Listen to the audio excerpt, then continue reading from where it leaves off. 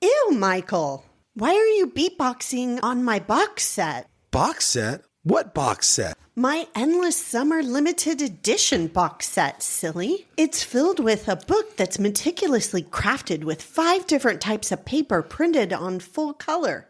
What? It has a remastered DVD and never-before-seen photos. Wow, where do you get that from, Danielle? Get it at the link in our bio. Hell yeah. Hey everybody, welcome to the QuiverCast. You go left, I go right. Man, this wave is out of sight. Going surfing, going surfing, going surfing with friends. Hello everyone, back with the QuiverCast. Today, pretty stoked. We have Craig Comen, who I remember like 80s, legit pro surfer. How are you, Craig? Good morning. Doing great. Thank you from Mendocino, California. Yes. How's Mendocino? Well, it's a world away from where you are and most places. We had that storm and a number of them, and we did pretty well. We were without power for a couple of days, had a generator running a few things, and, you know, trees down, wires down, 20-foot surf, wild and woolly, like it should be. It's the great outdoors. Okay, so let's talk about Mendocino real quick, since we're there. Is it like pure wilderness? Is it like the great outdoors environment? It's pretty heavy. You know, I was just thinking, it's my 27th winter up here. Okay. It's much different for me now at this stage of life than it was earlier, but I'd like to get there later on. But it is, I mean, small towns, big trees, little bridges, big rivers, rugged geology, really old and raw, super exposed. So, you know, if it's 4 foot down there, it's 25 feet up here. Wow. Well, the Lost Coast, I could see it probably from most places with ocean view, and that is true wilderness. But yeah, you could get lost and die back in the forest here all the time, anytime you want. How many hours from San Francisco? It's pretty close though, right? 3 hours to the Golden Gate Bridge if you're driving pretty good. Okay. It's a weekend destination for like town folks? Yeah, my business that I run is based off that. So yeah, the Greater Bay Area, 3 hours, very romantic, beautiful, a lot of bed and breakfasts and inns, majestic landscape, and pretty profound and beautiful. So do we need to go backwards to get how you got there today, or how do you want to do that? No, I want you to tell me, but yeah, I'd probably start at the beginning. It's pretty fun and another form of beauty and majesty. So yeah. Malibu, California is where you started surfing, right? Yeah, to be exact, Point Dume. Born in Santa Monica, St. John's Hospital. My dad was a children's dentist. Just built a house on what's Wildlife, which is, there's a big circle. Johnny Carson used to live there, not right when we moved, but my dad built a house and the beach trail went through our property. So the gate with these giant locks, and everybody had a key around their neck. And there's a thing called the boathouse right at the end of that trail, right on the beach. And we had this huge padlock. I remember my baby crib was in there, and all these old boards and mats and belly boards, etc. So yeah, Point Dume, perfect little right-hand point breaks, light offshore, sunny, amazing culture and community, and the golden years. So do you remember the time you started surfing? Like, how old were you? Well, you know, back then it wasn't just a surfboard. It was skimboards. It was mats. It was these styrofoam, like cooler top little things. So it was just playing on the sand. And I wasn't really a good swimmer until, who knows, probably up towards 10, 11. Okay. But I remember my mom out there on a raft. It was called the Gully, and this very gentle little right, and then the whitewater would roll in. Okay. And we'd call it whitewater. So yeah, I progressed from just standing on the shore on what have you, little board or raft, and letting the whitewater lift me up and then get slid around, and then eventually started catching whitewater and, you know, body surfing, and then yeah, then venturing out to Middle Reef, it was called. Okay. With a handful of buddies, a great cast of characters. You know, it's the kind of place where there were fields everywhere and eucalyptus trees. And, you know, I don't think I ever saw my parents unless it was dinner time or at the beach together, riding bikes everywhere and skateboarding, dogs running around barefoot all the time, bows and arrows and you name it, man. Amazing. So pretty good. But I tell people everything after that gets to be a little harder. Was it a crew of you guys surfing together? I always had this mix of friends, and there were some non-surfers. Okay. But definitely there was, you know, the handful of us that surfed and skated. And one of them, Jeff Eisen, and he lived up the block from me. He was one of my best buddies. Another one, Chris Louie. Our older brothers, everybody, you know, like we were the youngest, I think, of the siblings in those families. And our older brothers, my dad surfed. And so we had guidance as well as we were taught hierarchy, respect for elders and what to do and what not to do. You know, like no way was I paddling to the outer reef. Yes. No way was I dropping in on somebody. First thing I learned from my dad was fall off your board, put your hand up. Yeah. Come up. Yeah, come up. You know, when you know where your board is. Yeah. So yeah, Jeff Eisen, Chris Louie, and then the older guys we'd watch, Jojo Perrin and these Ballard brothers, twin fins just doing crazy things back in the day. So a lot of just sitting on the beach watching people as well and soaking it all in. Yeah, and everybody went on to do their separate thing in life. Jeff's now in the Philippines, married a gal from there, and you know has a wave out front. And yeah, really great little group, and you know lots of not all perfect. You know, Malibu, that area in the 60s, 70s. Of course, there was a lot going on. When you said a lot going on, are you talking like, I'm thinking hippie communes. I'm thinking things like that. What do you mean? Yeah, well, so I was young. I moved from there when I was 13, but I didn't really know what was going on so much. And I didn't really want to because I was scared and intimidated and that stuff. You know, of course I had the beers here and there and would drink with people and I knew weed was going on and, you know, I attempted that at like 12 and stuff, but it was just like, whoa, I felt out of body and hyper and nervous. And I stayed away from parties. And you were just young. You were too young. I was, as a kid, I couldn't drive. You know, my brother was 5 years older than me, my sister 4. So they didn't want to drag me along. Like, forget that. Right. Yeah. I had everything I wanted, right? Run down to the beach, ride over to my friend's house. Yeah. Hang out and surf, basically. Yeah, pretty much. Where some others might have been tempted more by that. I just didn't feel comfortable. So at 13, you move away. Yeah. So I think of the trauma in my life, and I think that might be one of them. Really? Okay. In a sense. I mean, I get it. That's a broad word. And look, those years also, like I've always had this unsatisfactoriness in a sense. As good as things were or have been or are, I just crave for, I don't know, more, not like, well, let's see. I don't know. There was just a little bit of angst, and anybody who knows me from back then or from now can probably see that and sense it. And it didn't always come out in the best way. Not like I was in heaven and perfect and everything was amazing because, I've always like, okay, what's it all about? So we moved to Cambria. I didn't have a choice in that. I was 13, 4 hours north, left my friends, left my child at home, left my perfect waves and warm water and this and that. And I had an afro and puka shell necklace. And, you know, it's like Cambria. So do you know Cambria? I bet. Yes. Okay. Cayucas, Cambria, 30 minutes north of San Luis Obispo. Right. I think we moved in June, school year had ended, like packed up this big truck. Did take a buddy, Jeff Eisen, up with me on the move, which was cool. Okay. Skateboards. You know, we made all our own decks back in the day. And wow. I forget what the wheels were then. Not clay anymore, but super surfers or something. Yeah, my parents found this house, you know, trees all around. And Yeah, shocking, dude. I can feel it right Really? now. Well, yeah. My friend went up for a week or two, and then it was like, hey, see ya, going back to Point Doom. And there I was. I knew nobody.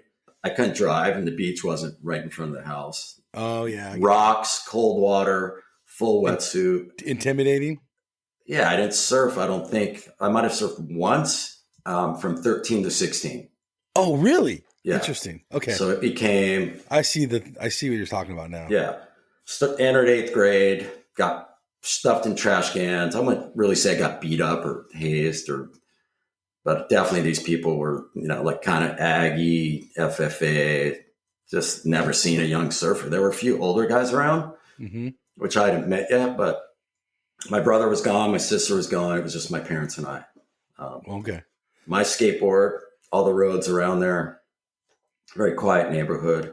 My mini bike and my dogs became my backbone and kept me tethered. And sports. I loved basketball. And eventually those guys who didn't accept me at first became my good buddies. They saw, okay, this guy can shoot some hoop and he can run fast. And I was this little scrawny dude, big afro, You stayed with the afro.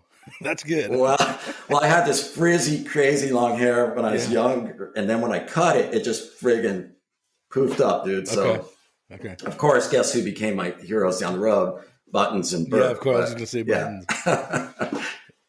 Looking back, maybe it saved me from something down the road in Malibu or Hollywood or who knows. In hindsight, I can say, well, it's one of the best things ever. Formed me into who I am now and brought me to relationships and a group of people down there that we can get to. Let's dig in a little bit. Yeah. So 3 years without surfing, basically. Yeah. Did you write surfing off? What was going on in your head? I can see why you'd be a little bit pissy, if that's the right word, that you lived there.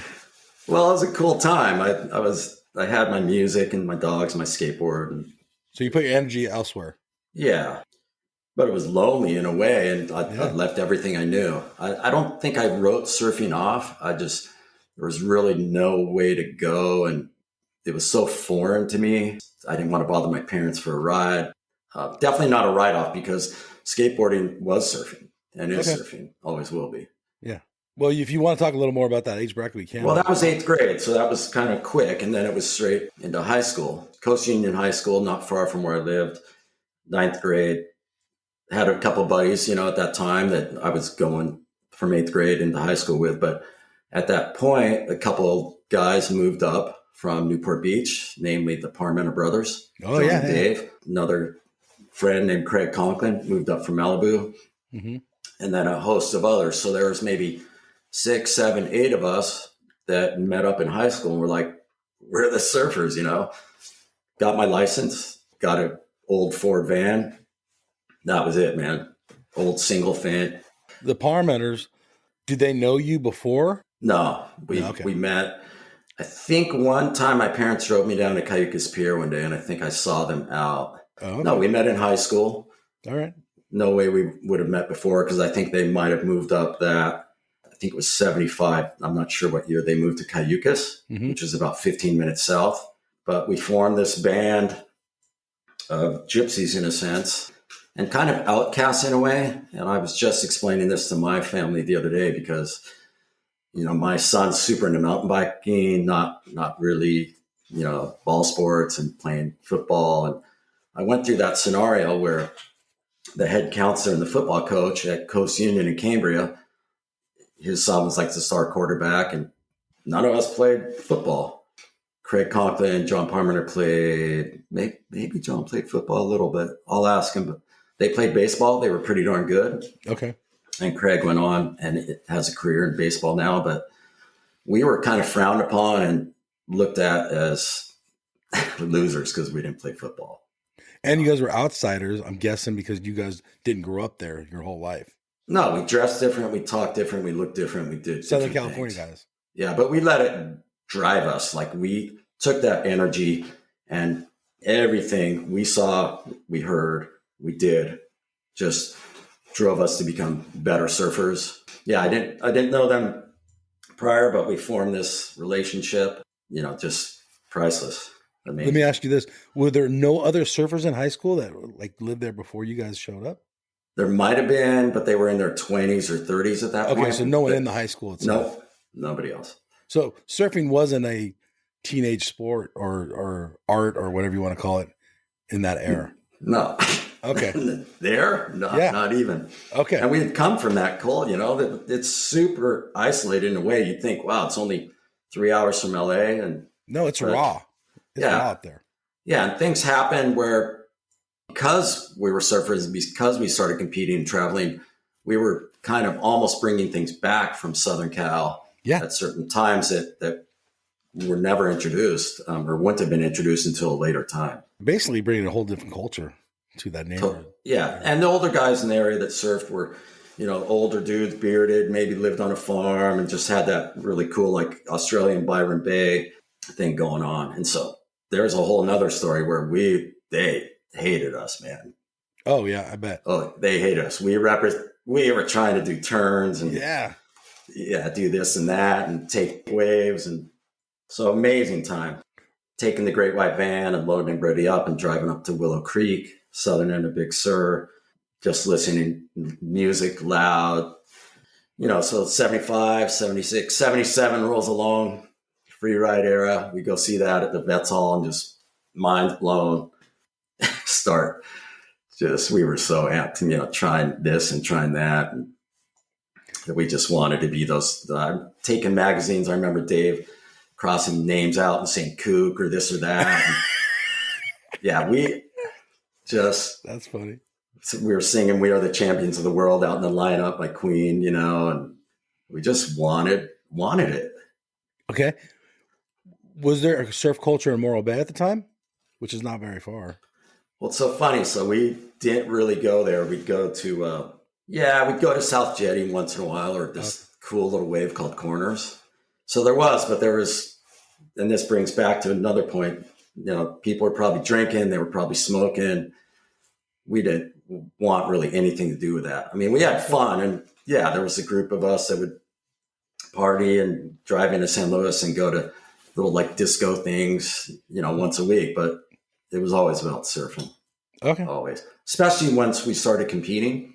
Mm-hmm. And that happened for me in 78. Traveled down maybe by myself to a WSA District 4. It was Mrs. Curran's district. She ran the contest. Okay, cool. Tom's mom, so little Joe Curran running around, mischievous.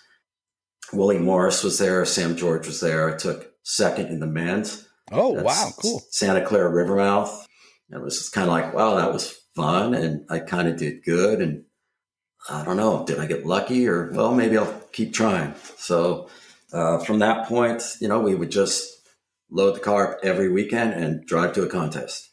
Pinch for pennies, scrape for change on the floor for gas. We'd sleep on the side of the road. We'd try and, meet people and stay at their house, which never worked out. We'd pull into SeaWorld parking lot and, try and sleep there and get woke up by the cops in the middle of the night. But we'd be so fired up and so amped. One of us would always be going home with a trophy. That's rad. One sense or another, yeah. How old are you when you get the first contest? How old are you? Well, see, that's the thing. I started 78, so I was 17. Okay. As opposed to what's going on now. These kids in the room. Yeah. Different world. Yeah. So I became a veteran pretty quick. But, leading that charge, obviously, I took a super amateur path and would do NSSA, WSA. Dave hit success even faster before that amateur career, where he did well in one of the stubbies, I think Black's Beach. Mm-hmm. And then another stubbies, he did really well in at Trestles. And the Caton, he did super well. So What team were you guys on? You guys on the same team at Caton? Well, yeah, we were on Alita. Okay. But so that's jumping forward a little bit, but okay. But yeah, just following Dave, the apex, amazing leader, and being with those guys was pretty interesting. John and Dave, a great rivalry, which fueled the fire as well. Not always brothers. Not always pleasant, but look, my kids, the rivalry, it's different, but oh my God. So yeah, crazy and just so amped. And so I was kind of dragged along. don't really think I had the raw ability and talent that those guys had or others, so to speak, in the competitive arena, but I had a head on my shoulders, which I think helped me succeed down the road. John and Dave, they surf completely different, don't you think? Well, they're very different. Yeah, very different. But they had a house like, a block up from the beach in Cayucas. So I'd spent a lot of time there. Dave in high school at the library a lot, super studious. You can see where he gets his writing skills from. John, way more athletic and kind of into the scene. Good stuff. But yeah, definitely athleticism and what goes with that. But yeah, very different approach on a wave, as in life. I mean, they're in different places, but both big, huge hearts and amazing influences on many of us and the world. Was Dave in the magazines at this point too? He was starting to get there. I got a little shot at Cayucas Pier, I remember, because I thought it was everything. You get a shot in the mag. It's amazing. That was everything. Yeah, it was everything. So in the back, there used to be this competitive results in the back of Surfer. And there was a little postage stamp of me at one point. I was like, oh. That's the best. It was the best. But let me tell you, it's like a lot of things where like you so much lead up to that. And then it's like, okay, well, it wasn't like a cover. But then, of course I wanted more. But there was always still that, well, okay. So is that really like just like being on podcasts? It's an honor and it's amazing, but what is there to life?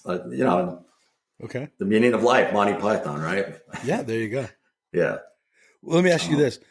Did you feel like you finally made it when you got that little picture in the magazine? No, I probably wanted a bigger picture because maybe David had a bigger picture before. That all kind of changed for us. I don't remember the year. I'm getting up there in age. So I'm 63 in March. Not that I don't remember things, but a lot of chapters in life. And of course, I'd have to write it down or something. But Mike Moyer, who just recently passed, wonderful, legendary, amazing human, came up. We had formed a connection with him somehow through, I think, one of the contests at the Caton or something. Cool. Came up, stayed with John and Dave, stayed for about a week or so. That's when Dave wrote a legendary article, Raiders of the Lost Coast. All right. So we all got shots in that. I had like a half page. Dave double page spreads. That felt really good. And, he told the story. His writing was so good. And it wasn't just like one little snapshot, but it was more like, here is the crew. Here's what we're doing. And we are introduced to the world as a unit rather than as an individual. And at that point, it was Parmy's Army. We were traveling to contests together, showing up, and like I said, doing well, one of us or a number of us. Eventually, Dave would go off on the world tour and do quite well. Yeah. Yeah, amazing times. And let me backtrack to the party thing. So I think the Caton one year, probably 77, 78, Central Coast Surfboards, who I should mention as amazing support. There was Surf and Wear shop. And there were Central Coast Surfboards. And so one of us were sponsored by either one of them. Central Coast put a team in the Caton. We traveled down in Dave's beat up car, Opal, and stayed with Preston Murray, Newport legend. Because Dave and John, knew those guys, Preston and Danny Kwok and a host of others. So we stayed on the floor, Preston's house right on the beach. Mm-hmm. Oh man, it just, barely sleeping, and there was some partying going on. I remember Preston was good friends with Shane Horan. Yeah. So that's where John and Shane met. They became friends. Shane had a little cassette tape. He had just come from England, I believe, a little cassette tape of the Sex Pistols. Right? 77. And I just looked up the history, when did the Pistols come to the U.S., et cetera. So we ended up going back with it. We made a bootleg of that. We went back up to the Central Coast and we tried to become punkers. Like, we just loved it. And it fueled our fire. I played, 3 chords on guitar. John sang. Another guy, Craig, played drums or something. Brian Weissman, one of the crew, was super good with audio. And so we just had that going. Pretty amazing to be exposed to that from such a remote place, I think. Yeah. Yeah. So traveling down, seeing different things, just opened our eyes, and we just wanted more and more. So you had the competitive drive. Were you there to show people that you guys were there? Does that make sense? The question? Absolutely. Yeah, we felt like we had worked so hard. We had come from so far. We were so undernourished as far as whatever sponsors or media and this and that, that we just wanted it. Because we were still kind of the outcasts in a sense, right? Yeah. Coming from, that football culture of the high school and so forth. I'd say John and Dave grew up more in that arena because Point Dume, there was one guy, Billy Barker, who I maybe did some competition, but it was more just the free ride, free surf. Hippie. Whereas Newport, all the industry was there. It was starting. Yeah. Yeah. Right. Contests were there. So yeah, we wanted it and there was no holding us back. Dave takes off on tour and now it's you and John. Do you guys become like traveling partners or do you guys separate? No separation, but so John also ventured into the pro scene before me. Oh, okay. Yeah. Okay. So I did the NSSA, the West Coast Champions. I was West Coast Men's Champ 83 and 84, both years. Cool. Yeah. And then NSSA had a thing called the non-student man instead of their open. So for any non-students. So I was number one in that as well. Wow. Well, made the U.S. World Team in 1984. Wow. That's when Farnsworth won it. Gerlach was on it and a few others. And interesting to know, 84 was an Olympic year in Los Angeles, Summer Olympics. So if surfing would have been in a sense, yes, I would have been on that Olympic team. Wow. Although we wouldn't have had 20 people on the team. Yeah, that's true. Yeah, pretty cool. Ended up standing up after the horn on the last, it was a 3-stage contest. And I think in Oceanside, right there, I stood up like a split second after the horn, and then you get penalized for that back in the day. Okay. Because I was doing pretty well, and then so I didn't make it to the grand final haunted a little bit by that, but oh well, who cares? So took that amateur route, made that world team, then did pretty good in a pro-am at Churches. And I think I got third behind Dave and somebody else. And then I was like, okay, not much more I can do as an amateur. Breakout magazine did something called Class of 84 at that point. And so Curran was on the cover. I had a spread in there. I decided to turn pro. In our contest, I think I traveled, well, obviously the OP pro I did at Huntington. Never did well. Went to France, went to England, got a 5th in France at Hossegor, which at that point was a specialty event though. Okay. And there was this guy named Gary Elkerton. Yeah. Kong. And the event was sponsored by Rip Curl. And you need to know that you're talking to one of the sorest losers of all time. So it was always the judge's fault. Never mind, right? Okay. Fair. Yeah. So it's like, okay, I'm doing pretty good in this contest, but here's Elko and Kong and, Rip Curl's a sponsor. It was pretty much already out that he was going to win this event no matter what. But I had a great time. I did well. I got this cool little trophy. I was like, okay, yeah, I can maybe do this. So you see Kong, he's coming up. Were you impressed by his surfing? What did you think of Kong? I was impressed by everybody's surfing, but also not because I just wanted to beat them all. Perfect. And so I always picking, and it tortures me still to this day where I'm just down at the beach and I'm picking out the bad things. And, I'm appreciating the beauty in everybody's, willpower and their effort, but I'm just always a critic, man. Okay. So no, I didn't like his surfing. I like it. But again, I was a puss in Hawaii and he was charging and this. And so, okay. Yeah, no, but there were great times because the parties on the beach then, I remember Simon Anderson there just having a great time. Everybody was such a character, dude. And going back to being a sore loser, back then it was frowned upon, right? Okay. Now they call it passion. Yeah. They call it passion now. Okay. Rick. Yeah. Anyhow.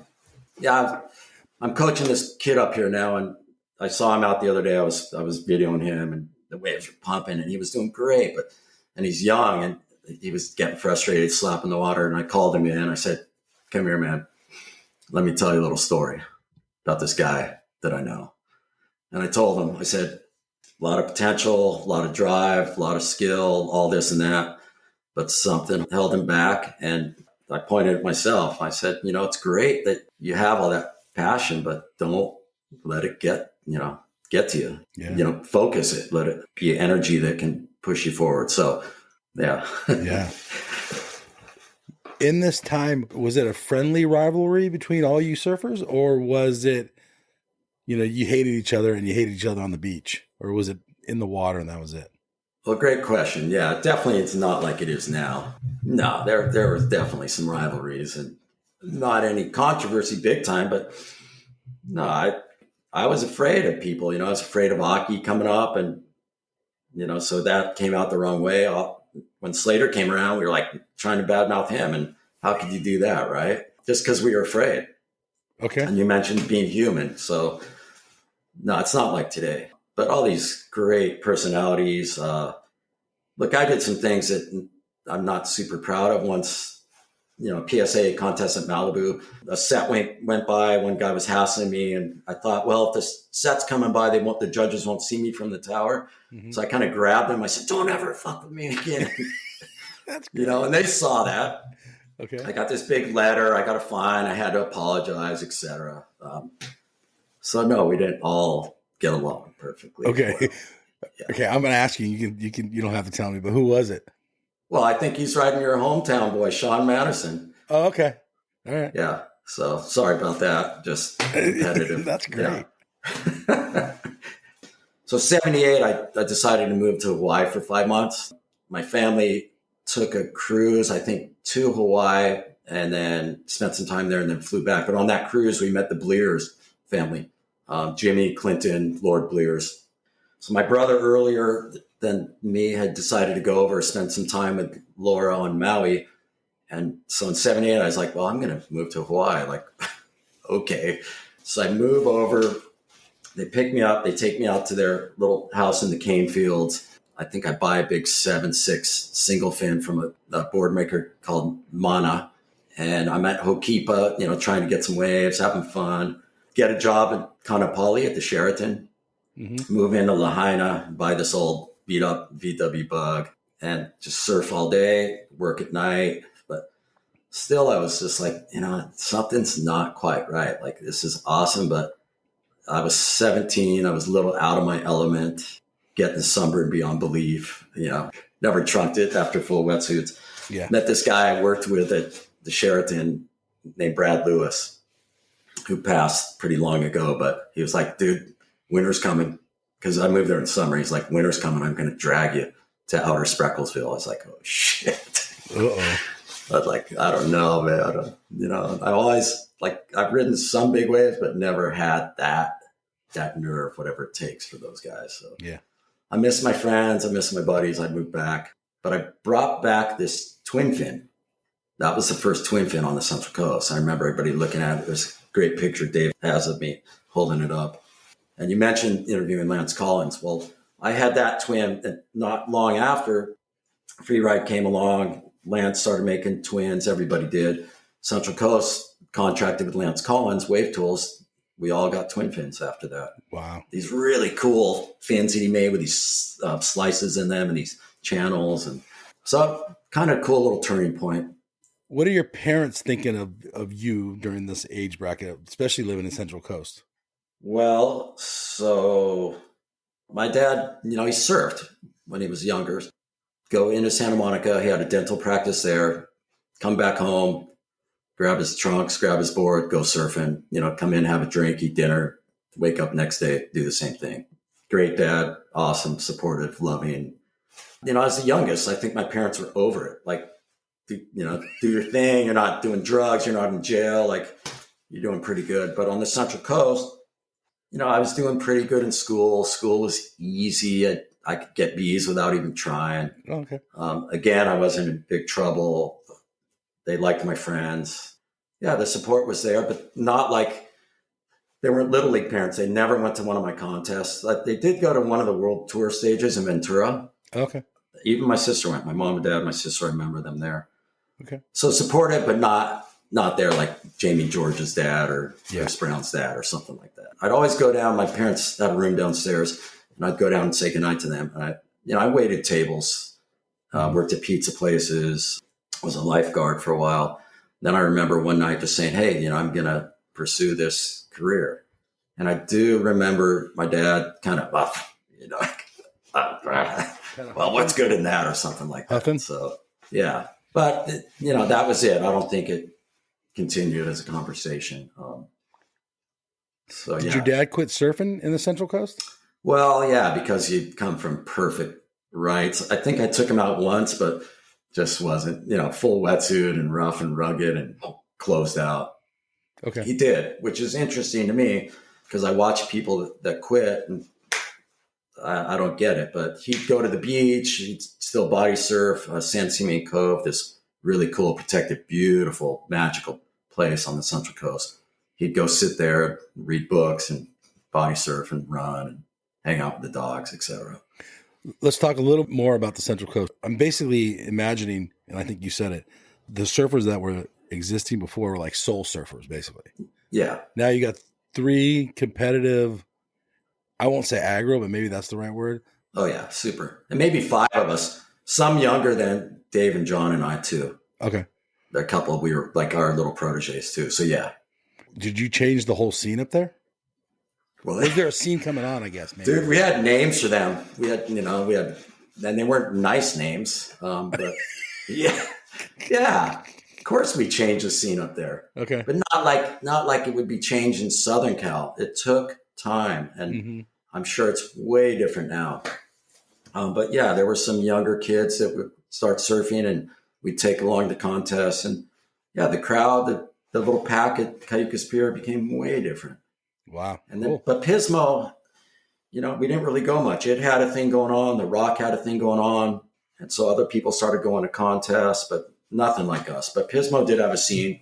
Jerry Grantham as a shaper, and he had his team that he'd take to events, but we were rivals with them for sure. Hazard Canyon, crazy, amazing wave. No secret. We'd go out there, get chased out. I'd never surfed there. We surfed the left, south of there. We'd go up the coast. Didn't want to be distracted from what we were doing. Okay.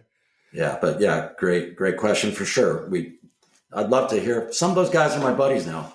Yeah, of course. One guy, Steve Haney, owner of Good Clean Fun, supported us. Probably didn't like us at the beginning, but then ended up supporting us and mentoring us.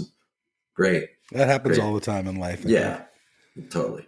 Central Coast is a lot more raw than Newport or even Point Doom. Yeah, and Point Doom's kind of like more raw than like Newport, but there's some big waves up there, and there's some outer reefs and stuff. Yeah, that's all got to go to Dave, man. I mean, he is on another level and was and always will be. So not that John isn't, but we have one guy we have paddle out first. Hey Brian, go check it out. Okay.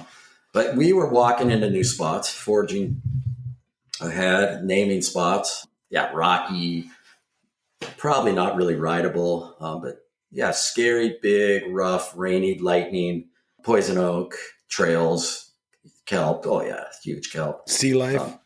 Sea life. Yeah, never to this day saw or really worried about it, except a couple places. But amazing the things I've seen Dave Parmenter do. And I wasn't always comfortable, and sometimes I didn't go out. We all have egos, right? So I tried as I get older, that's easier to handle. But at that time, it was I was hard on myself. And I think then transitioning, like Dave did great in Hawaii, so did John. I just didn't feel comfortable around the people. And if it were just like us out there, Dave and John and I, and we could ease into it, I just didn't feel welcome. I didn't want to be in the wrong place at the wrong time. And that kind of played a big part in it for me, which I look at every once in a while. I kind of reflect back on, because I worked for Offshore Sportswear for a year or so, and we sponsored Michael Ho.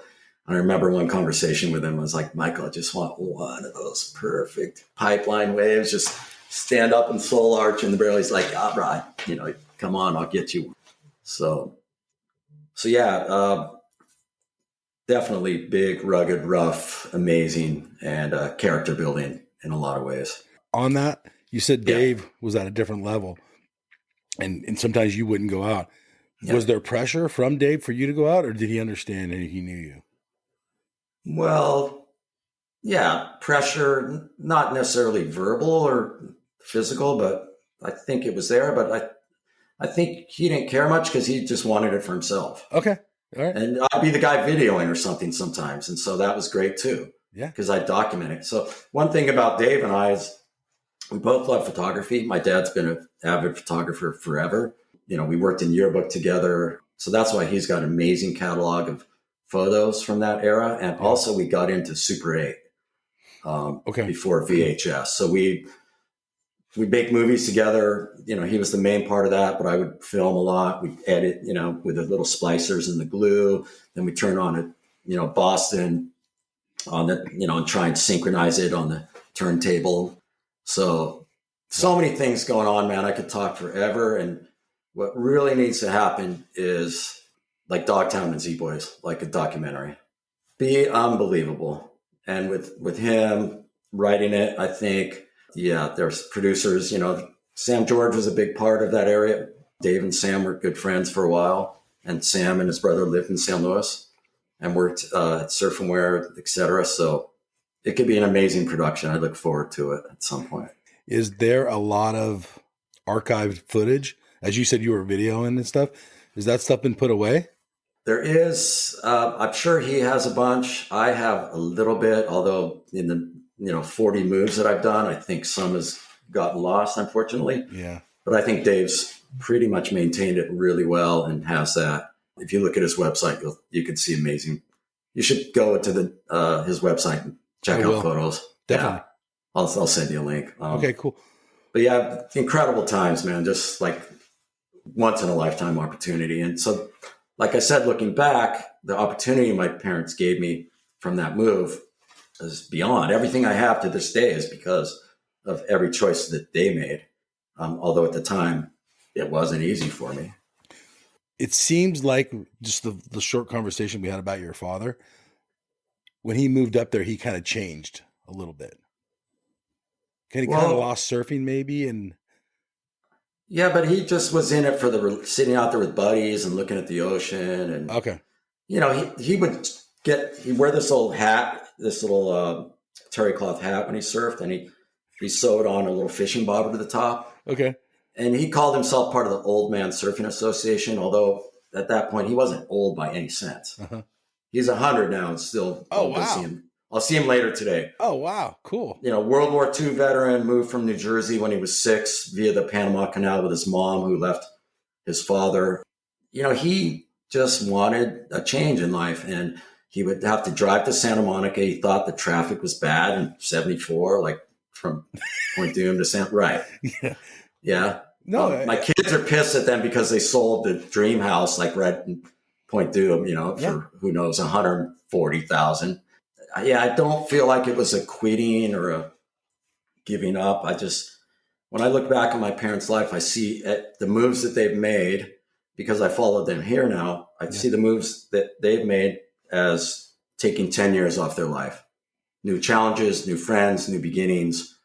I'm looking forward to something like that. So, okay. No, does that answer the question? Yeah, it does. I didn't reflect on that, him stopping surfing, until recently, Okay. He played tennis, he'd do photography, he'd whittle around in his garage, always moving, always active, always volunteering for this or that. And so everything to him, I think, was surfing in a way I needed it, man. You could see all my energy, and I need that. Like without that grounding, without that, the ocean, I'm all fire. Without that ocean, it could be dangerous. Let's stop and talk about right now. And do you think when people lose the ocean or lose that surfing, the thing they love, is that good for you, or is that good for them or for them? I guess the population. Well, I mean, anybody can. Of course not. There's many reasons people, physical health, this or that, geographical. Maybe they transfer it into something else, but no, it can't be good for you. Nothing makes me feel like surfing does. That's my question. Is there anything like surfing? You know that there's not. Okay. No, I wish I could bottle it up and we could solve the world's problems with it. But there's obstacles. It's a privilege. I mean, is it? Absolutely, it's a privilege. Okay. How so? Well, it's not much to have a board or a piece of wood and to enter the ocean, but you have to live in proximity, even though wave pools are coming up. That's another story. I don't know if that's going to give you the same high and natural feeling as the ocean. And I don't really want to go down that path. Yeah. Talking about later that, conversation. Yeah. It's been a privilege for me. Look, I grew up in middle class, friggin' Point Dume, Malibu, right above a beach. We'd go to Mexico every winter. My dad built a house in Puerto Vallarta. Wow. Yeah. So, but he got out of that. It's been a privilege, but it's not for everybody. My kids, it's cold, it's rugged. I can see it in their eye. I can see the skill and the wave judgment, but it's just not that user friendly. So people could live in a place that's harsh. I don't understand the quitting, but I know there's many reasons and people choose. Go back to 1985. So pro career, doing pretty well. Got a equal 17th at Bell's against Shane Horan. So the Australian circuit had 3 events. Well, Bell's is like the Central Coast. I felt at home there. I spent a month there in 82 when I was sponsored by Piping Hot Wetsuits. And I just felt like the waves suit me. I'm wearing a full wetsuit. The people understand me. I was deadly sick for that event, but just like shiver and get out of my blanket and then paddle out. And I did pretty well. I came back and I was like, well, okay, I should keep going. But at that point, the Pro Tour was 600 events, whatever, not really, but it was all over the world. It was expensive. It was draining. I moved down to Huntington in 85. My parents moved from Cambria to Mendocino. I stuck around for a little bit. I was like, well, it's so damn good here. It's so amazing, but I've kind of got it wired and everything is in Southern Cal. So John Parmenter since moved to Huntington. I was like, well, I'm moving to Huntington, man. That's where it is. I've got to learn how to surf in a crowd. I applied for a job at Alita Wetsuits. Wayne and Fran Brown. I became their team manager and coach. At the same time, I worked for Offshore Sportswear. They weren't conflicting with each other because not every clothing company then had wetsuits. So same thing. I'd coach. I'd go scout for new talent. I'd send out new clothing, go back in the warehouse and box up clothing for people. Learned a hell of a lot. And that way I was guaranteed a paycheck. What talent did you find? Many. Obviously, the main one would have been Lisa Anderson. Oh, wow. Yeah. Yeah. So with Alita and Offshore, if you see old photos of her, she'll have both those logos on. Wow. We ended up living together. Long story. That's a whole nother podcast or this or that. But yeah, just unbelievable. Like that drive and that angst and that same thing that we had, she had that fire. So going to contest, videoing, aggro, sleeping, eating, drinking, living, surfing, surf competition. Shane Stoneman. Oh, yeah. Yep. San Juan Capistrano, San Clemente. Grom, met him I was out on the pier at an event, Huntington Pier, watching this kid kind of catch the best waves and wiggle. And maybe it was Bolsa Chica, but one of those places. Yeah. Came in, I said, that was pretty good. How'd you like to, be sponsored by Alita Wetsuits? So brought him along to Offshore as well. Ended up coaching a lot of people throughout the years. Mm-hmm. National team coach in 88, U.S. team coach and judge, Puerto Rico. Controversy there, but I ended up coaching Chris Brown on the side. Yeah, Bruce Walker was the coach. I ended up being a judge, but Chris Brown, who won the juniors that year, let me coach him. Was there a conflict of interest? Well, yeah, who was the governing body of surfing back then? But so the East Coast and West Coast, and then they'd all go together as the world team. Yes. So Bruce Walker, great guy, great coach. He ended up being, I wanted to be the coach. I don't know, whatever. Yeah. I'm not sure what happened. I ended up judging, and that was fine. But I helped Chris. In 86, I moved from Offshore Clothing to Instinct Sportswear, Sean Thompson's company. So at that point, I got to work a little bit with Barton Lynch, of course, and just a great crew of surfers from all over the world. So yeah, I feel like I've done a lot. Oh, you have. Mike Cruikshank and I, probably Derek Hind, probably the beginning of that team manager coach. So are you guys saying you kind of invented it? Well, somebody else invented it because they hired me to do it, I guess, and they paid me. Okay, I got you. But I think, nowadays they're so good, these so coaches. Common. Yeah. Look, it was just intrinsic nature. Like John and Dave and I and Tony Foster, Chris Burke from the Central Coast, we'd all coach each other. Yeah. So it just became what we did. And we helped out those that wanted help, and we helped out those that we wanted to help. It became a job for me and a career. And again, I couldn't rely on a paycheck through competing. And synchronicity with that came Joey Baran and the PSAA, the formation of the U.S. Pro Tour. At which point I said, okay, stay home, coach these people, go to national events, spend less money, less expenses, made perfect sense. So dropped off the world tour, stayed home, did the Bud Tour. On the ASP World Tour, it was ASP at the time, right? Correct, Okay. yeah. Overall, how did you do? Pretty bad, but I did a fraction of the events. Okay. I think, the highest I ever got was 81st. It was accumulation of points back then. Yes. You had to go to every event. And I just, I wish, well, whatever. Maybe not. But yeah, knowing what you know now, you wish you could go back and redo it, right? But you had to be burned out. I mean, it seems rough. I had talked fun, to former man. guys. I had so much fun. But yeah, the world tour, no. We love traveling. We love checking other waves out. The events were spaced out, so we'd buy a car in Australia and drive up or down the coast between events, surfing, laughing, having fun. But I was having a blast back home as well. I was doing well on the Bud Tour, always hanging out with younger people. We didn't party. Our party to us was going to a movie, getting pizza and an ice cream and going to sleep, and then amping the next morning, Dawn Patrol and video and coming back and watching it. Was there a separate group of surfers that did do the partying? I feel like, especially in the 80s. You guys was there a line? Yeah, absolutely. Yeah, well, I was hanging out with minors, so I couldn't really take them up to all these parties. Okay. I was coaching a lot of kids, right? Yeah, that's true. And then again, sure, I could drink. Believe me, I partied in high school enough. Okay.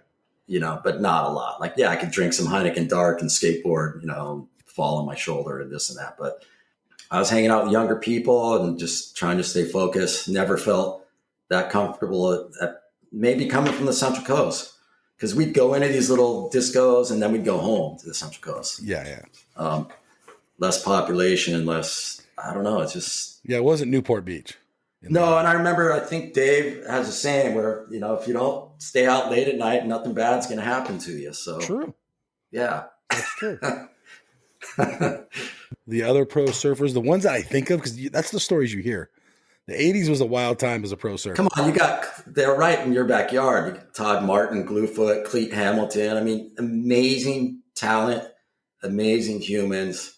But yeah, I'm sure. I don't even want to know. But yeah, and Tom Carroll's come out with a book. On another level. Martin Potter, those guys. Yeah. Sure, but. Wasn't thing. That's cool. I mean, everyone goes their own path. Totally. And that's cool. So you talked about the Lita. You worked for Offshore. You worked for Instinct. So we're going to go forward to today. What do you think of the surf industry today and how it's, in my opinion, it's collapsed would be the word I'd use. Yeah. Do you have an opinion on that, or do you know what's going on? I've got an opinion on everything. It's not always that educated. I live very farly removed from You everything. are so far removed from So I watched by the way, is the contest on? Anyways, I watch every event still live as much as I can. Okay. In my sense, just like with shaping, everything's been done. So there's been a collapse before. There'll be another collapse again. Yeah, I can't give it a very good educated response because I read bits and pieces about it. I know, a lot of people are being dropped from their sponsors or they're walking away from contracts. Not the first time it happened. They're going to be fine. They're going to learn. They're going to move on. But yeah, it's all about money. It's all about marketing. I mean, just so is my life. I got to pay my property taxes. I got to pay the state parks to operate my kayak tours. I go to the market. I spend $10 on strawberries. It's all, we're all bound by this. And that's another tangent. It's just cycle of something that I don't know. I think the system is tweaked, and that's part of it. What they're teaching kids in school, not so sure. I'm thankful for everything I've done and everywhere I've been because I've followed that passion being on the water. I might not be a pro surfer, but I'm making money on the water and changing people's lives still. The offshore. I remember when I was a kid, like offshore was the raddest brand to have trunks. Well, so was Instinct. And so was both Instinct. They both ended Lita. up. Everyone had the bright color Lita wetsuit. And again, I didn't go into these inner circle meetings or these management meetings, and I just wanted to surf. I wanted to support the surfers. Understood. I wanted to have fun, and I would just say, I don't know, educated guess, mismanagement of funds. I know Instinct, the owners, they started other companies. They wasn't the best thing to do. Cool. Yeah. Yeah, I get you. All right. I see these heritage brands. Well, Instinct's coming back, man. Sean's revised it. Yeah. I heard.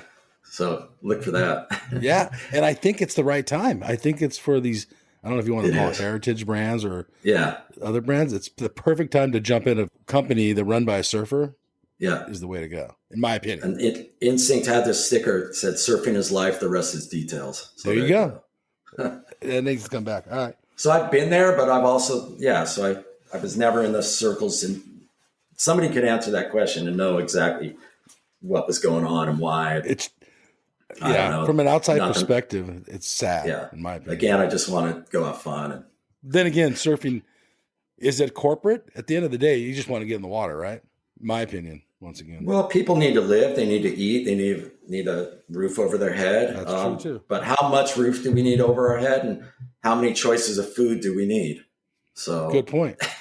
Simplify, but not that easy to do, easy to say. With that being said, since you brought up food and stuff, so are you a vegan? I think you label yourself. Okay, you are a vegan. Should I state that?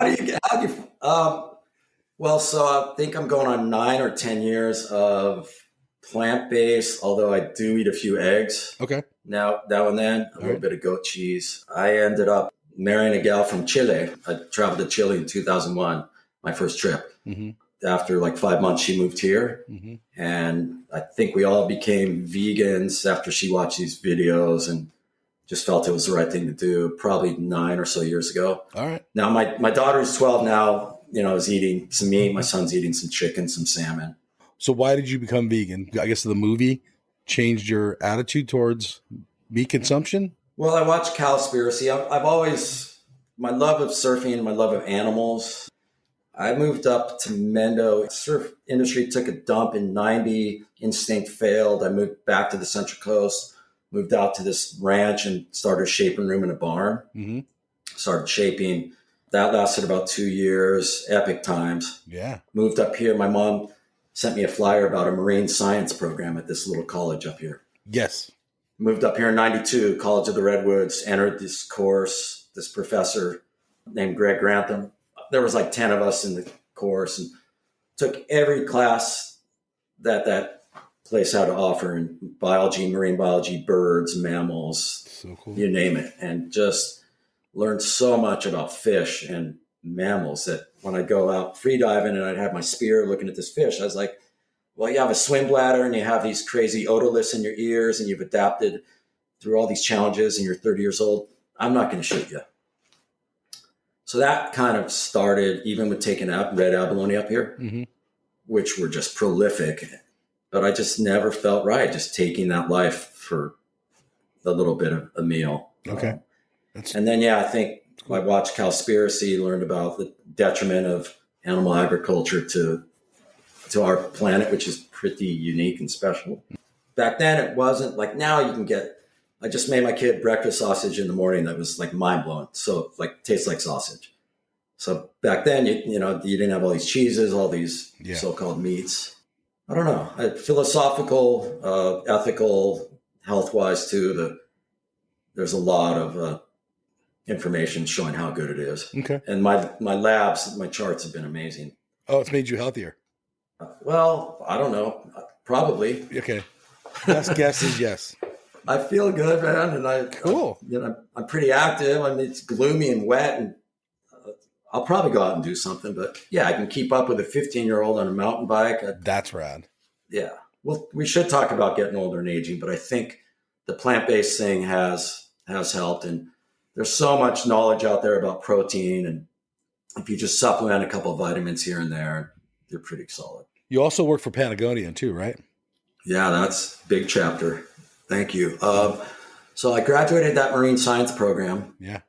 In 94, there was an internship that you had to serve with somebody to get your certificate, your degree, so to speak. So I loved seals and dolphins and whales from the beginning. Greg, the professor, got me an internship with Marine Mammal Center out of Seattle, part of NOAA Fisheries. Oh, okay. So I went up to Seattle for a whole month of July, worked in this laboratory going through northern fur seal shit, scat, picking out food particles, squid beaks, and little inner ear bones of what they would eat. Okay. In a lab, a month in a lab.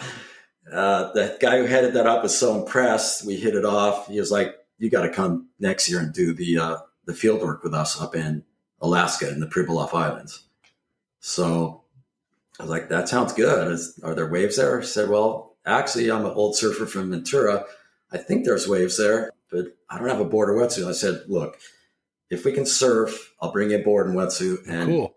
I'd love to come on it." So next July, I went up to the Pribilof Islands, 2 little islands in the Bering Sea. Bud Antonellis is his name. Great guy. He's now on Oahu doing some really cool things. But we finished that month long of doing the population estimates, hiking these islands, counting seals, looking at the dead ones, etc. I saw all kinds of waves. He's like, "We got to finish the science before we can surf." It's like, "Okay, man, you get the first wave." So next day came, the program had ended, went out to this cool little beach break in the clouds, little rainbow, but caught the first wave, and really cool. Wow. And then went to a little point break the next day. But at that point, yes, Patagonia was wanting to start, long answer, sorry. Patagonia wanted to break into that surf industry.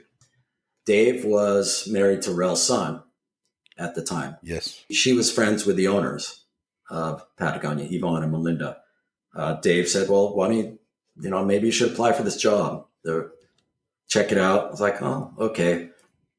So I think I applied while I was up there in the Pribilofs.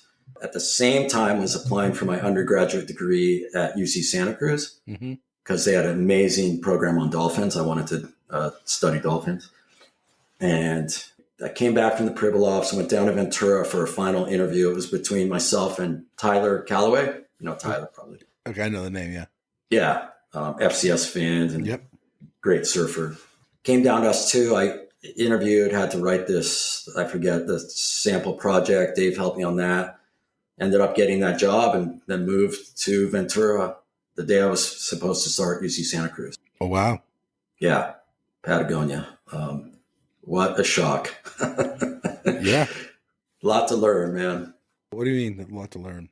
Well, big culture, big corporation, amazing. But I spent many, many hours, many days and months just learning the ins and out of how that company works. Culturally wise? Yeah, culturally, also I had to develop some surf products and take their offering of what they had and develop a so-called surf line. Bring it to the market, work with designers, work with advertising, work with the catalog people, and then load up my van and go on the road with it, go to shops that wanted to carry it. Wow. $30, $30 a t-shirt or this or that price, which there was nothing of that quality in a surf shop at that time. No. And they had standards. Patagonia was like, well, the surf shop has some merchandise like this. It's got to have a staff that wants to learn. You've got to clinic them. Like, no surf shops did that. They were just starting to. So it was full on, but amazing. Oh, totally sounds amazing. Do you have to knock on a lot of doors and do you get denied a lot? Oh, yeah, I got denied. I come back with my tail between my legs all the time. They're like, well, how come we aren't doing this or doing that? Like, well, we have to sponsor people or we have to give away some product. They were like, we cannot put anybody that we know in our catalog and you cannot give a t-shirt away. It's like, okay. So it was new territory for a so-called surf company. Well, yeah, their roots are in the mountains. Of course, Yvon, Yes, surfed when he wasn't climbing. In the winter months when he couldn't climb, he'd go back. Everybody knows the story. He'd build gear and surf Ventura. Yeah. And so forth. So yes, a surf company, but not a surf company. And it was my job to make them that. Mm-hmm. But there were rules. There were people that had been working there for 20 plus years who were set in their ways and said, Patagonia doesn't do this. We don't play by those rules. We don't market that way. We don't have that kind of product. I was very close with Yvon and learned so much. I had a great time too. Traveling to the Maldives, traveling to Indonesia. Wow. Testing boards, testing gear. But at the same time, very, very challenging. I'd say, throughout all these times we've talked about, there's been a little bit of an insecure Craig self. Yeah. Right. And that human, you got to remember John and Dave, blonde, tall, godlike, amazing talent. There was, I just didn't feel the same. Probably still don't, although I'm fine with it now. But I felt out of my league with Patagonia in a lot of ways. Okay. And with that pressure and that insecurity, it wasn't always easy to make the right decision based on my own opinion of where the business should go. So yeah, pretty interesting, but amazing people that I met and relationships I formed and skills that I developed. Wow. As well. Yeah. But I become a snob too with clothing. Now I go turn clothing inside out when my wife's buying it for my kids or something. Once again, outside perspective. Yeah. I remember Patagonia getting to the wetsuits, and they were way higher priced than everything else, the Rip Curls or the O'Neills and stuff. But the quality was known as being much better. Yeah, well, that's their thing. And their warranty, it's lifetime warranty. Yeah. The wetsuits came later. We started with a pair of board shorts, a couple of T-shirts with the oval logo. Back then, it was the oval logo everybody had one, I was like, okay. So, and then I take their fleece garments and everything worked perfect for a surfer, right? Yes. But yes, they were pricey.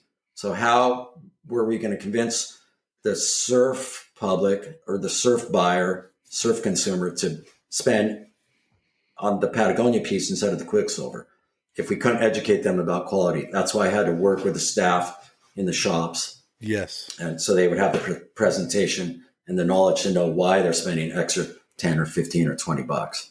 So I believe you were successful because it's.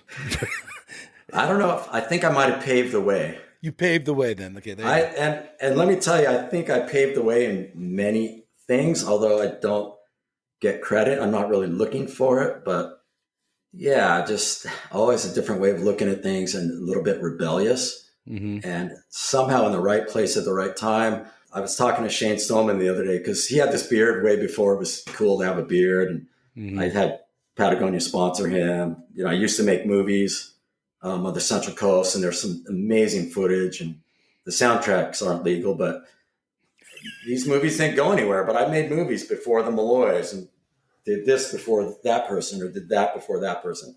Whatever, doesn't matter. So we touched on this, the coaching, the Patagonia. I can actually see. We're talking about it. Yeah. And then, so yeah, you also are video production. You did video production. Well, I think I might have showed one of those to Yvon at the time, but it wasn't trendy at that time. That was the beginning of the technology. I think it was like 2000 or something, where I just had an early computer and I was editing on Adobe Premiere early, platform. And yeah, it wasn't, they didn't think, oh, we'll start a movie company and we'll produce all these movies about all these cool ambassadors that we have. Yeah. Which happened later. Okay. Which is great. Yeah. So they have adapted. They started their own stores. I helped them open their first flagship store in Haleiwa. Yeah. Yeah. So we just thought, it's better to just go direct. Let's have our own thing. We can tell our own stories. We could train our own staff. That's smart. Yeah. So cool. We'll see. From an outside perspective, Look, I wear everything. I still love how Quicksilver board shorts fit. Yeah. I love Quicksilver I have this feeling about Quicksilver from the free ride days, MR and those guys wearing the scallop leg board shorts. That feeling will never go away. So I associate Quicksilver with that and that time of life. So no problem wearing it. Right on. You touched on shaping. We'll touch on that real quick. How did you get into shaping, and did you enjoy it, and do you still shape? So obviously spending a lot of time in the shaping room with shapers. So Dave went with Canyon, which was Rusty at the time. Yeah. John, I forget who John went with, some Huntington Beach shapers.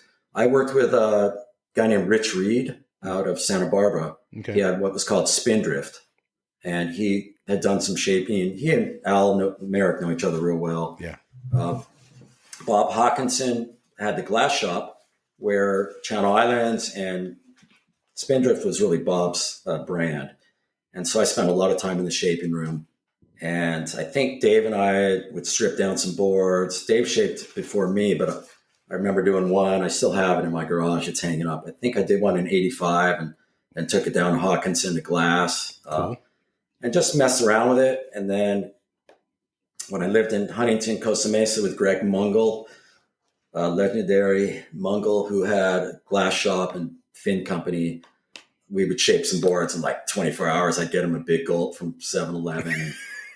We'd make a board in 24, man. Wow. You know, epoxy light, stringerless. I'd make one for Shane that he'd ride in the Irvine wave pool. So just kind of tempting into it a little bit. Okay. But never until I moved back to the Central Coast in 90. Then I tried to market it as Sand Dollar Surfboards, one of my favorite beaches in the world, Sand Dollar Beach. Yeah, it's a rad beach. So, yeah. And then Shapes by Buddha. So, yeah, Dave gave me a nickname called Buddha Head. Okay. Because of that giant afro. Yes. Right? I hated Buddha Head for a long time. And then it just became Buddha, rock and fig on the microphone. There goes Buddha up and riding, you know. Yeah. So, yeah, it kind of stuck. So Shapes by Buddha, Sand Dollar Surfboards. Sold some on the Central Coast. When I moved here in 92 for that college little stint, shaped some for some guys out of Point Arena and locals on Mendocino coast. I liked it, but I just, again, never, just that finish work, man. I never felt, I had some magic boards, but they just weren't pretty and perfect, right? Yeah. And it was all hand at that time, right? Mm-hmm. Everything. So yeah, I still do a couple here and there. Oh, cool. Would love to do more, but there's no blanks sold here. There's no glasser here. Yeah. I'm not glassing a surfboard. It'd burn up or melt. Okay. But yeah, there's some out there, and it's a fun stage, a fun little story, and I loved it. And we'll still do some. Yeah, of course. Yeah, I think to be well-rounded, that's how much I love the act of riding waves or the sport or what have you. I just want to experience all of it. Of course. And share all of that too. Yeah. Yeah. You're like an amateur forecaster? Are you checking the charts and Surfwise? Yeah, Surfwise. Oh, did I say that? Huh. I don't know. I read it somewhere, so I wrote it down. Okay. Well, no, I wouldn't consider. Look, everybody back in the day, we'd look at the LA Times at the satellite map, right? Dave would go to the library in high school and cut out the satellite map, these giant Aleutian lows. Okay. And so I learned about that then and a little bit, so we know what to expect and where to go. And we only had one board at the time, so it's not like, oh, what board are we going to take? Yeah, right? That's so true. So, yeah, I learned more about meteorology and that studying up here. When I moved here and on the Central Coast, I listened to the box, the weather radio. Okay. And the buoy. The NOAA radio? A bit of radio? Yeah. Yeah. This little box, a little button you push. Yeah. Now you can look online, etc. But I just wanted to know where to go. I'd even write down, I think 3 times a day, the outer buoys around here and what they were doing. Because here you got to drive a bit, like to go to a couple breaks. And I just don't want to drive all day. Yeah, it's just to know what's going on with my current kayak business. In my season, I like to watch the winds. I like to watch the swells, although it's pretty spot on. I don't want surf to happen during my kayak season. And it typically doesn't. Yeah. But yeah, I look 3 or 4 times a day at the forecast and the buoys and this and that. Music. So you have a couple songs that you can find on your website. I like it. All right. Thank you. Yeah. Yeah, that's interesting because Right now, look, I've got a lot of time. My business operates kind of May through October, if I'm lucky. I had this guitar when I was a kid. I don't know what happened to it. Obviously, I wish I still had it. I've always loved music. I know every song on the radio from back in the day and classic rock and this and that. So I kind of just dabbled with guitar playing for many years. And there's some frustration in that. Like, why am I stuck? And why am I not playing with people? And, why am I not this or that? I love it. I love songwriting. I feel I have a lot to share and to say. But, every surfer has a guitar nowadays and writes songs. But I've got time, and I'm not done yet, man. I'm still going down that road and going to explore that a little bit more. Yeah. If you're having fun. Yeah. Fun's what it's all about. Yeah, 100%. Healthy, gotta have fun. Not that everything's fun and easy. I'm raising 2 kids in Northern California. So have you ever thought about doing like a little coffee shop show or anything? Yeah, I think I'm afraid, man. I have done my son plays guitar and he's an amazing lead, and it's just like, wow, how the frick, his blues are like he's this old black dude somewhere. Okay. I love playing with him. So we played a few, although now he's getting a little shy. He's 15, but I think we're going to get out there a little bit more. Awesome. We played this tiny little festival here in a town called Casper. Wow. There were like 10 or 12 people watching us, but that's cool. That's so the desire's there. It feels good. It's fun. It's challenging. Do you feel like you accomplished something just standing in front of those 12 people? It's just the fear factor. I get the fear. I think, I don't know if I could do it, but that was with my boys, so it was pretty special. Yeah, it is. Look, I've always liked being a performer. Like growing up in Cambria, which was another tourist destination, I remember being out in the water and there were tourists walking on the beach. I was like, I want to give these people a show. I don't want my ego to feel better that, they saw me. I want them to feel the stoke, the joy, the freedom that I get from that ride. And so there's a desire in me to share that message and to share that through everything that I do. Let's go way backwards again, just real quick to answer this question. When you were surfing heats, were you there as a performer or were you there to, I don't know what else you would be for your ego? I don't know. Yeah, that's interesting. I kind of swallowed when you said that. Well, then you've got pressure on you from sponsors for paychecks, 5 people up there not wanting to, you're not trying to give them that same stoke or joy. Of course, good ride is a good ride, and they're going to write you a better score if they feel better and you entertain them. So yes and no, because there was that ego part of it and that pressure and that nerve and that timer clicking down. Yeah. Okay. And now I'm up against another timer clicking down, which is time and age. Okay. And that's another subject, but it's very interesting to me right now, and how to deal with ego and the body and expectations. And it's a huge part of my being right now. We're going deep, but this is a long interview. So just go for it. I want to hear. If you could maybe sum it up a little bit, but go for it. Yeah, no, we don't need much time because okay. It might be something I need to write about or write a song about. Look, we all get older. Yes. We're all going to have challenges. We're ups and downs, like a wave, like a storm that comes and goes.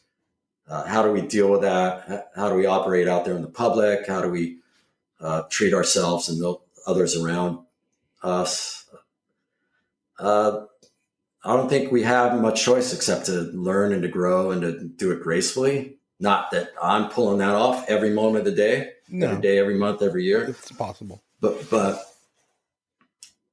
it's short. Time flies, man. Talking about all those times and all those years and all those chapters in life. It's like, wow. And I have perspective because I have parents that are still around. Yeah. My dad just turned 100. My mom's turning 91 soon. And wow. So I see what aging does, although they're doing great, but it's just like, when I walk out there, it's like, I remember that same feeling when my grandfather got old. I was like, I'm going to go live, man. I'm out there. I want to feel good. I want to be free.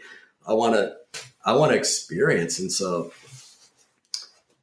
Yeah, I don't have it figured out, but I know that it's short and it's precious, and somehow we've got to find the meaning in everyday things and little things, and as hard as they could be sometimes. It's pretty good words. I like that. Yeah.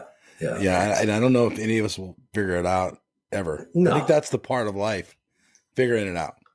You're right. It is beautiful, and if we tried to, maybe we shouldn't be trying so hard. Okay. But yeah, human, interesting experience. Your kayak business. So yeah, a couple things about that. First off, how did you get into that? And I don't know, it's something so rad. Like people are, like you said, they're driving 3 hours just to go and have a weekend. And it's a chapter in their life that they'll remember forever, especially if they don't get out of town very often. Yeah, thanks for saying that. It is. So I got into it. I think I started kayaking with Dave and this legendary kind of father figure, Jeff Chamberlain, on the Central Coast. Yep. We'd strap on boards and camping gear and paddle the waves, man, and camp out. And wow, great time. Yeah. So funny. I tell my clients, I got into kayaking to get away from people. And here I am taking 20 or 30 at a time. So it's just being on the water, sharing the knowledge and the stoke, and opening others' eyes, or allowing them to feel comfortable to open their eyes to experiencing something so grand and precious as the ocean. So yeah, every surf that I've been out on, every person that I've met has led me to have this amazing business. Mm-hmm. Although I wish it was year round, man. Winters drive me crazy. Okay.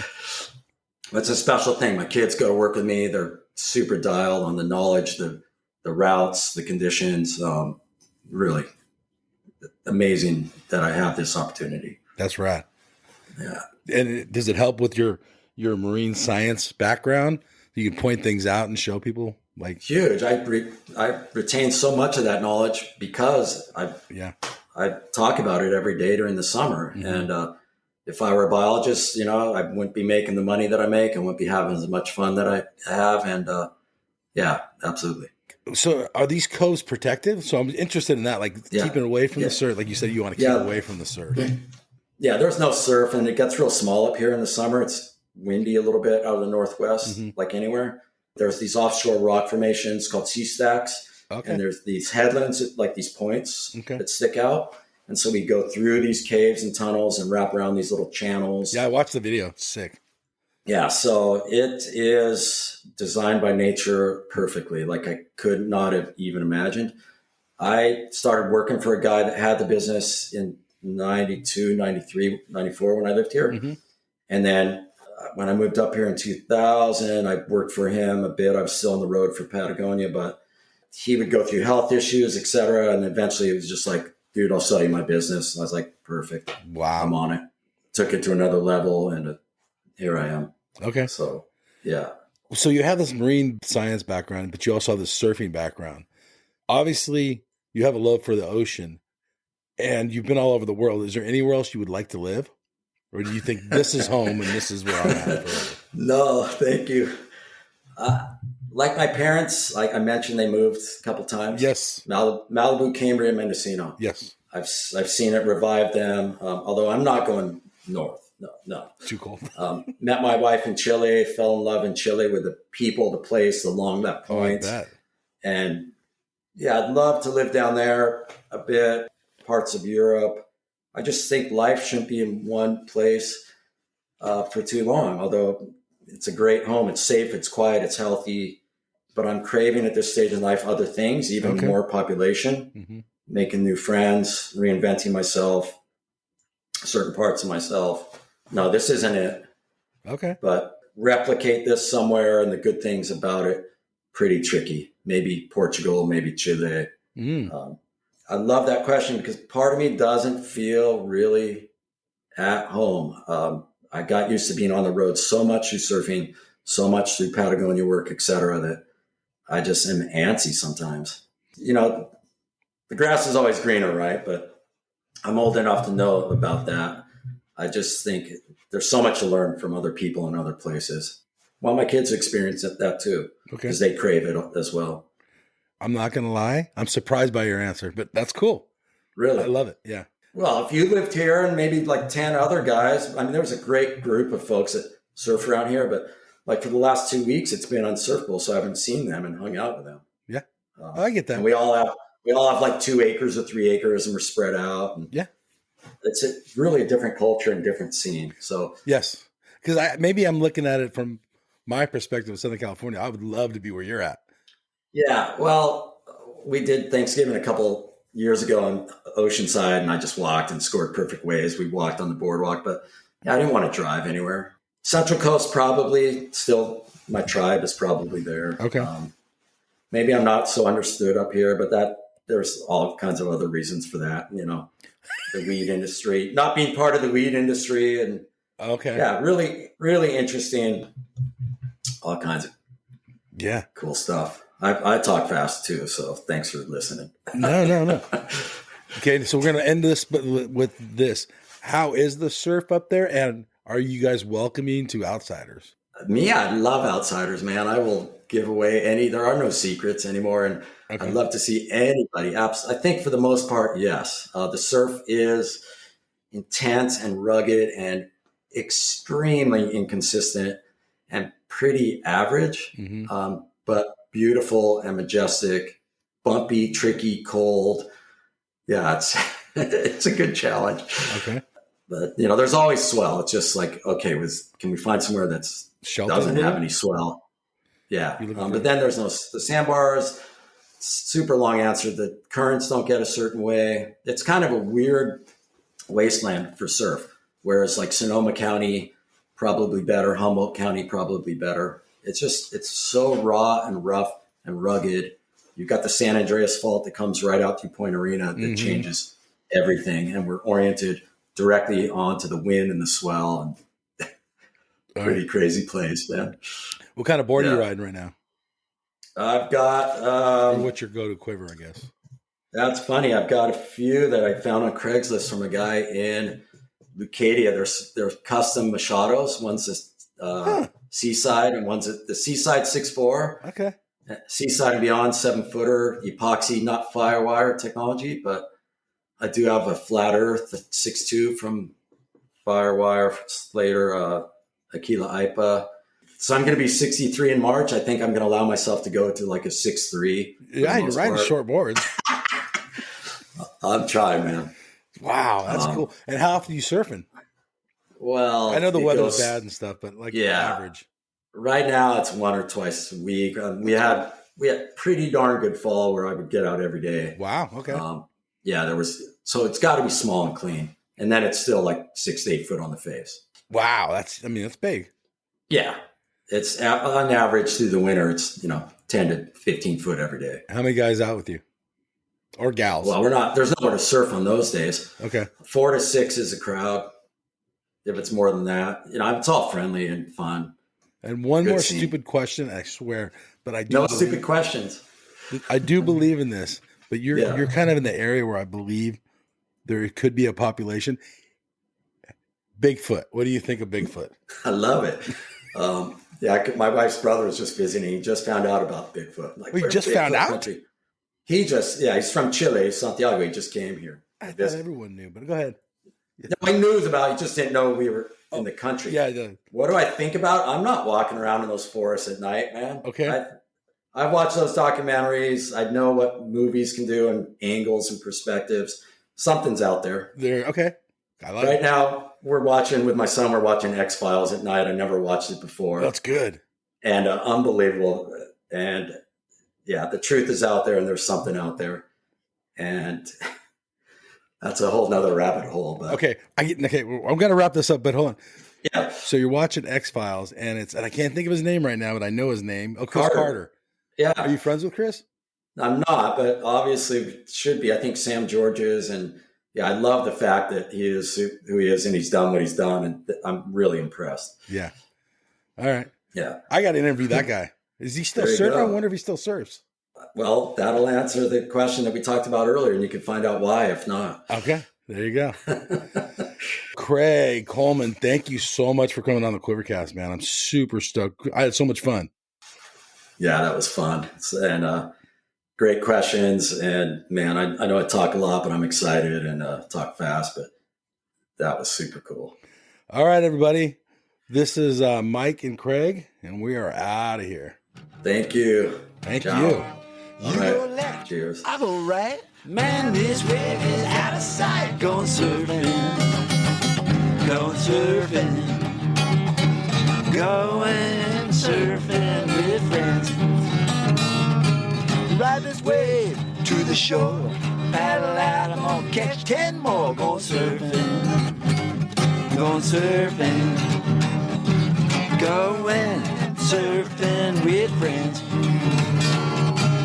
I don't care if it's wrong or right. I'm gonna do it all day, I'm gonna do it all night. I'm going surfing.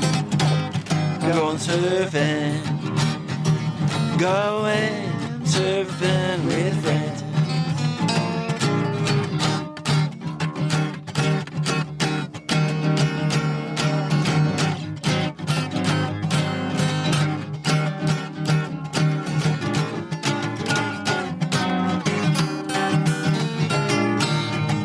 Backing up on my way. It's a beautiful day. I'm going surfing. I'm going surfing. Going surfing with friends. Woo! Heck yeah. Hey, you guys. Endless Summer box set. This thing is legit. It's authentic. Numbered certificate in it. It has a 5-frame film strip from the original print. You will literally own a piece of history. It has a specially minted bronze medallion. Dude, that thing's sick. Okay, there's so much more here. Go to the show notes. There's a link on there. Go check this piece of history out.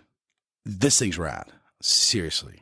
Smithsonian American History Museum has it. It took 4 years of research with 3.5 in production, all hand assembled. This thing's rad. So much to this awesome box set.